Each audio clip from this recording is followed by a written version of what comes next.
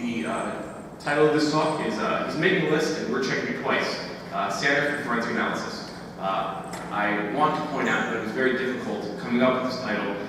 We had many runner-ups, including I'm telling you why, Santa as a forensics tool.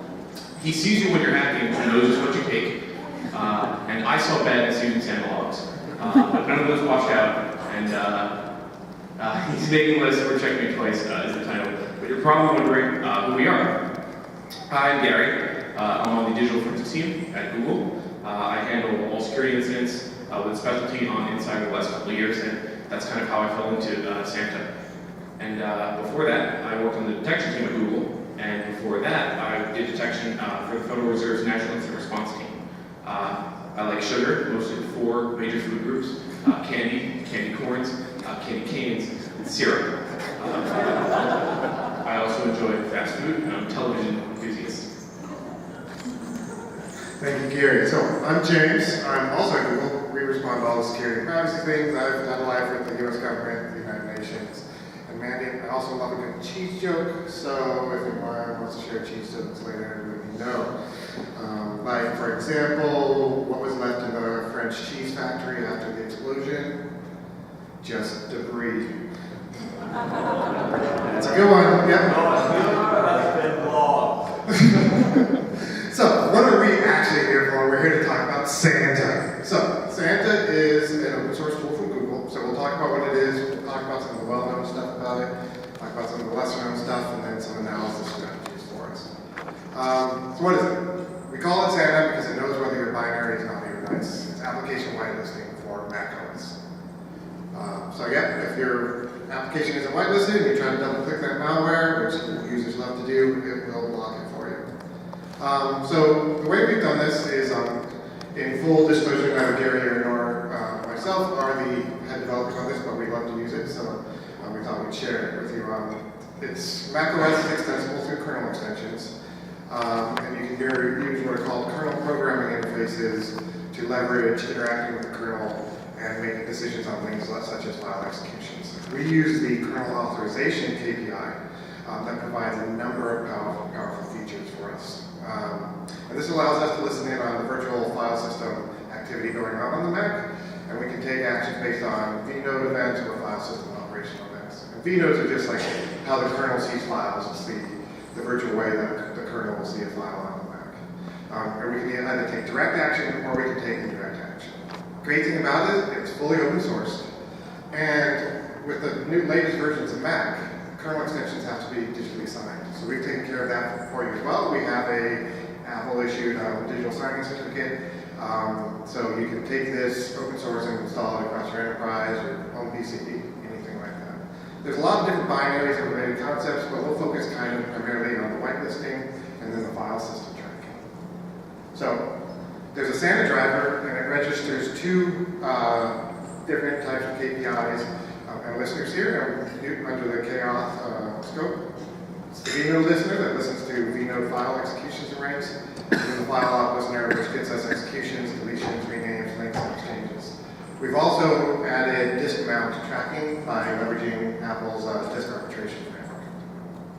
So why do we track executions in 2 different ways? Why both? Why not both? If you can both. So we use the first one to make a block or deny decision on the executable or the binary, and then we use the second one to log process arguments and the action that was actually taken. Did it execute or did it, or was it blocked? So I'm not going to dive too deep into this, but kind of a quick overview of how this works. We register a KAuth scope of vnode listener. This flow will then help us track KAuth vnode execute events. The KAuth callback function is executed by the kernel when a process is trying to execute a file. And it basically provides information on where the executable is located. The Santa driver will then check its local cache to see if it has an allow or deny entry for that vnode/file system ID combination.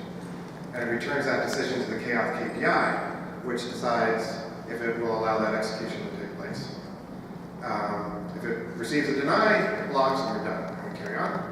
If it receives an allow, then we pass it on to other KAuth listeners.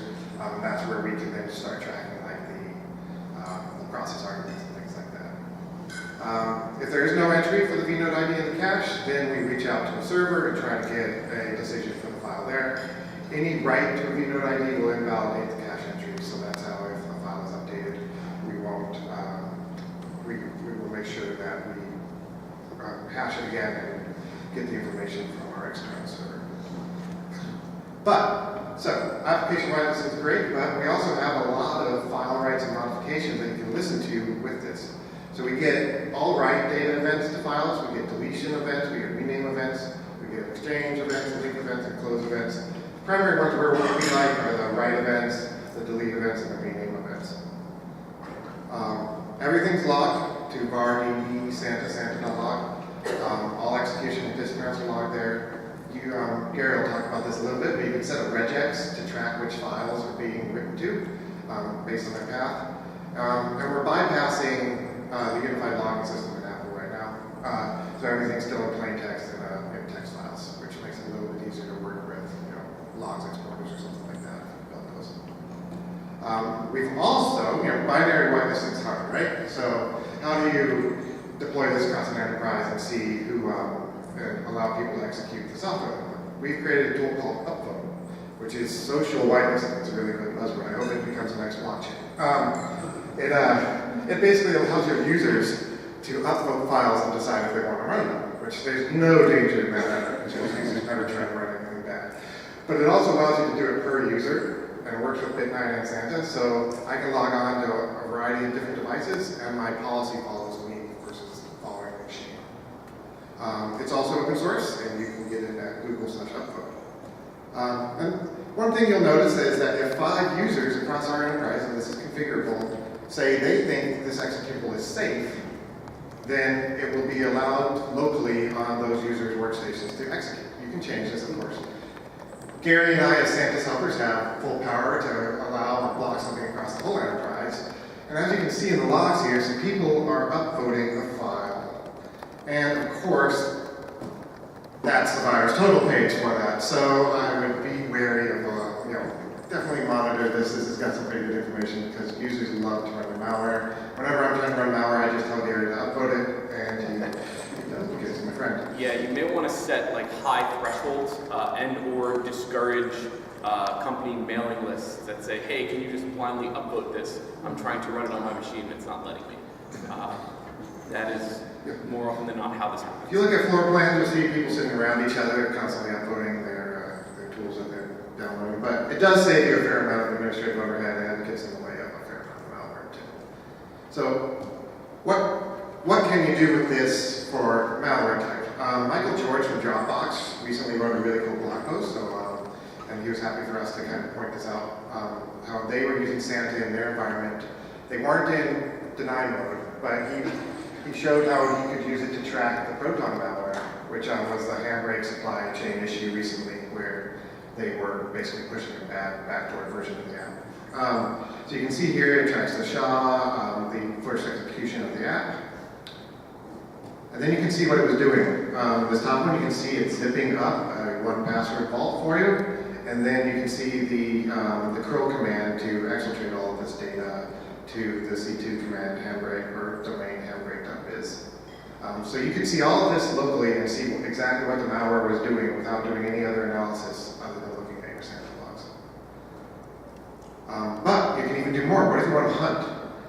While we were looking for this locally in our environment, we noticed that the legitimate handbrake app mounted itself in a volume called handbrake with a version number, but the bad one didn't have that version number. So we were able to find some other versions of this malware purely based on looking at the names of the file mounts that were happening in the Santa logs. And then finally, what if you're doing some live analysis and you just show up at your workstation? There's a Santa control binary, and you can run file info on the apps you have downloaded to your Mac, and it'll tell you where it was downloaded from, what the refer URL was, what the agent that downloaded it was, and the SHA, and things like that. So this, oftentimes, you can just run this through your apps directory and try to find a bad app that came from a weird location pretty quickly. But what more can we do? Hi again. I love that distinction. So James talked a little bit about using it for but there are some other cool side effects. As Jim mentioned, we are getting good instrumentation on writes, renames, and deletions. And the current mechanisms prior to Santa left for wanting more. For example, FS events, I only learned this recently, but the FS events doesn't log timestamps. Timestamps are inferred by the timestamp on the FS event file itself, and that can be very scary. Okay, journaling, quickly overwritten, and then metadata and things like Spotlight, it's inconsistent, it's point in time. If we can track things over time, that's better. So with Santa Driver, we have, as I mentioned, writes, deletions, renames, links, and exchanges, and as James mentioned earlier, disk mounts are handled in user space through disk arbitration. So there's potentially a lot of data there. This is done by regex, so you can include or exclude directories and subdirectories thereof. Here's an example one. Fill in a custom one that caters to your environment and filters out your log files that you don't care too much about and want to include things that you do. For example, /user, and particularly what we're going to talk about here is volumes. So USB tracking is probably the biggest hit here. So it logs and tries to resolve models and serials for USB devices that are plugged in. And of course, you'll end up with default things like no name or untitled, and it can be, especially with the cheaper USBs, it can be hard to disambiguate. But we can see, when they're mounted. This is an example of the drive FS or drive file stream utility, and this is kind of in indexing. If you'll see that. Oh no, that's the next one. Yeah. So this is So this is volume/Google Drive. This is Drive FS, and you can see it kind of discovers all these other files, and that's a good contextual artifact that you may be able to use. Renames. You can see the traversal of a Chrome file being downloaded or a file being downloaded from Chrome. So we see the temp file. We see the secure download. We know that the download has completed. We know where it is, and then we can see it be renamed and put in its final location. So from a timeline, we can see the beginning of the download, we see the plugin of a USB device, we see the download finish. Most importantly, we see that file go to USB, and then we see the file get trashed and manually deleted. And as I mentioned before, you can use things like Spotlight UUIDs to disambiguate cheap USBs. So we see the disk appears here. There's a no name, there's an untitled. The serial's all the same, and the name is generally UDisk. And if you start looking at Spotlight UUIDs, you can see that there are 3 distinct ones. And this could be 2 devices where one was overwritten, but by seeing that first one later on, we know that instead of 1 or maybe 2 devices, there are 3 distinct devices in play. And that can definitely come in handy when your investigative groups or lawyers have gone to speak to someone and they're denying the existence of these devices.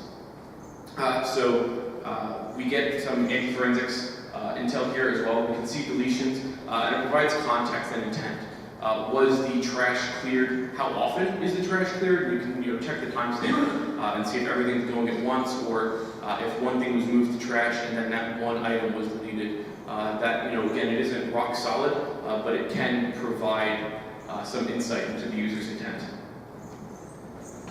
Yeah, just to wrap everything up now, there's different ways to do this in an enterprise. You can do a raw log review. We like to export everything to a big database, and then we can search it pretty quickly and easily.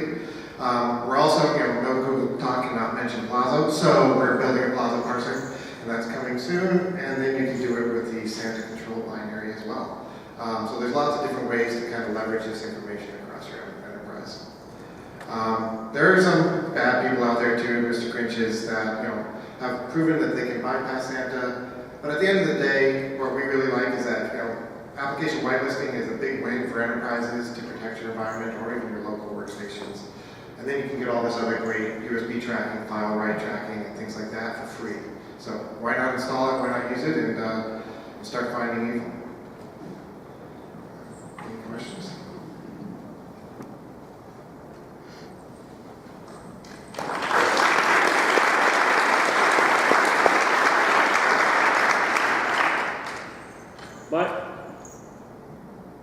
My concern, and I hope you can address it, is is that you have that upvote thing, which I think makes administration crowdsourcing, I think it's a cool idea. But what's stopping my malware from just sending those web requests to whitelist itself? So we're definitely, there's a Google authentication mechanism that we use, so we use two factors, so you would be forced to touch your YubiKey Nubi or something before you could get to that site and upload it. Okay. But if the malware can spoof that somehow, theoretically it's not already running, so, but yeah, if something was running, you could, there's probably a way to protect that running.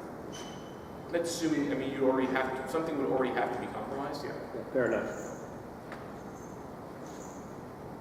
I assume the answer to this is going to be scale, but did you guys consider as a bridge to this issue being able to sort of like have a mediated review of the most upvoted things? In other words, not have upvote be an automated mechanism, but have it basically be a nomination mechanism for the most problematic?